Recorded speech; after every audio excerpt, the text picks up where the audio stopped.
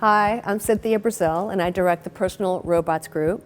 And in the Personal Robots Group, our mission is to responsibly advance socially intelligent machines that can communicate and collaborate with us in human-centric natural terms, that can work with us to help us unlock human potential, to help us maximize our success, and to help us to grow and flourish.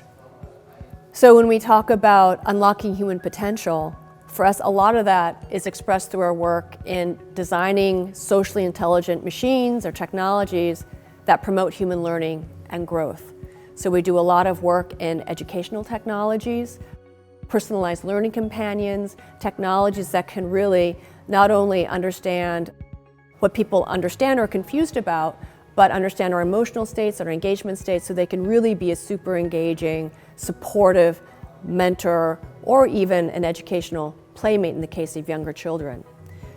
You know, when we think about the word responsible, that involves how we design our systems from our own design methods to make sure that we incorporate stakeholder voices to implement systems that have design justice principles behind them. We also believe that it's important for people to understand how these technologies work. So we do a lot of work in helping to build AI literacy skills. So not only for kids, but for adults too, because the reality is, like, you know, through our technologies and devices, we're often touching and being influenced and using AI every day, and a lot of us don't even realize that. When we talk about a goal of designing technologies to help people to flourish, we do a lot of applications in health and in mental health and mood disorders as well. So we've designed robots that look at more preventative sort of interventions, like a positive psychology coach for, say, undergraduate students, where you can imagine over time courses and so forth can get quite stressful. It helps to really develop their skills and their aptitudes to keep their emotional resilience so they don't get depressed in the first place.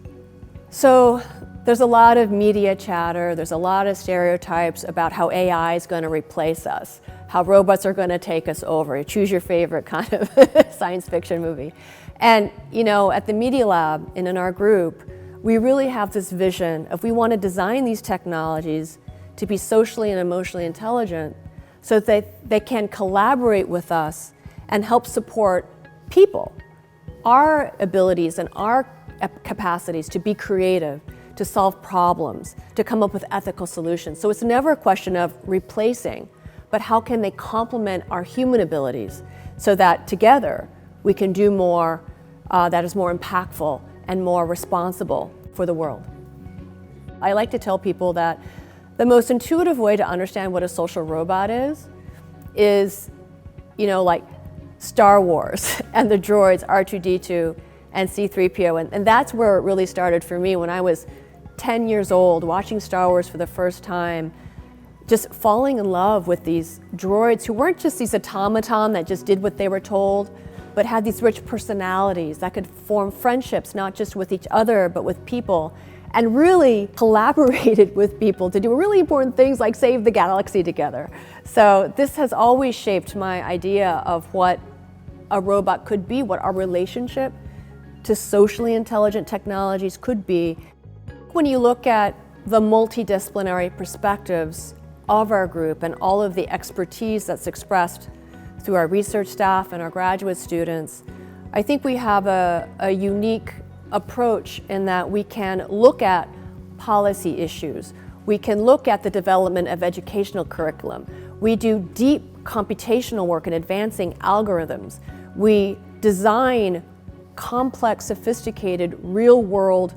robots and systems that we literally can deploy all over the country for long periods of time to really try to understand how people live with these technologies, the potential benefits it's bringing to them, and to be able to really advance a more humanistic viewpoint of the role of these socially intelligent technologies in our lives.